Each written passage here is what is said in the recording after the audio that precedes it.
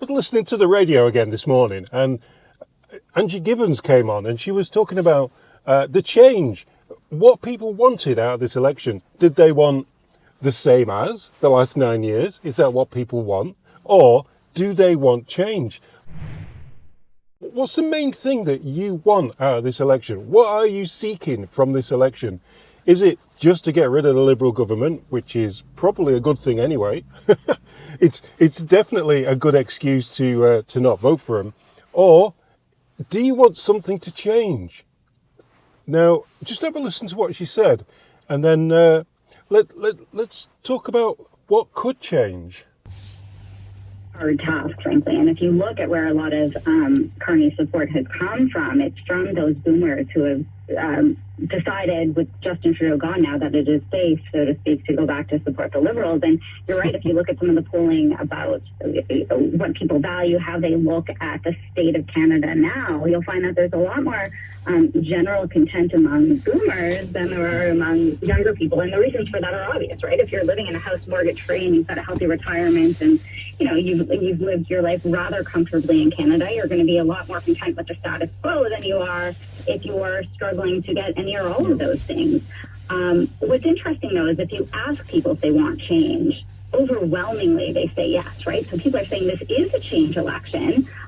Both Mark Carney and Pierre Poilievre are seen as that sort of embodiment of change, which is a whole other element in and of itself. But I think people want change in concept. But if you ask a lot of people, particularly boomers and maybe Gen X at this point, if they want a higher age of retirement, if they want multiplexes in single detached neighborhood communities, or if they want to get rid of supply management or a lot of those other issues that would make things more affordable for young people, they'll actually say, well, we kind of want change, but we don't want that much change, or we don't want change in those areas. And that's a really tough bridge to gap. We see Pierre Poilievre trying to do that, but he's sort of speaking out of both sides of his mouth a little bit. Like, he's promising all of these changes, for example, to housing, making it more affordable to young people, but he's also said that he's going to keep the age of retirement at 65, which is basically just functioning off the backs of younger workers. So I understand why people are gravitating more towards Pierre Poilievre if you are in that younger demographic, because he seems to embody change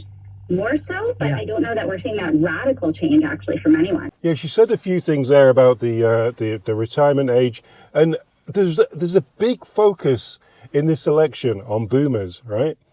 And that's people my age, born in the 60s. I'm pretty sure it is. I don't really follow the Gen X, boomer, this, that, and the other. Why did you say older people or retired people? Because they've got their homes, they've already got the equity in their homes. They're looking for their homes to go up in price so that they could sell them and retire. But the thing is, what I find in Canada is that people in Canada have children at a later age, unlike in England, where they usually have a family of four by the time they've left high school. But in Canada, it's like the people go through college and they don't have kids until very late. So why is the focus on boomers to vote for Carney and vote for no change and keep what we've got now, when they've probably got children who are looking to move out of the basement and buy a home? What is it about Canadian boomers that's different to immigrant boomers like myself? I'm concerned about my own son who cannot afford to buy a home. Yes, my house is probably worth a lot more. Well, it is a lot more than what I bought it for. But even if it comes down a little bit, it's still not going to. It's not going to be a big difference, is it? Houses aren't going to suddenly drop with a new government. And the only way that a lot of these younger people can actually afford to buy a home is to move away from the cities.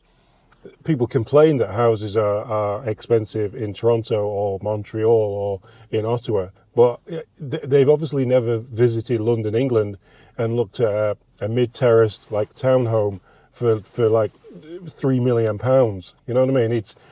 Cities attract big prices. If you want to buy a home, you've got to move out of town and commute. That's the only way to do it, to be able to afford a home. Anyway, I just thought I'd fire that one through you, and let's see what answers we get on that one.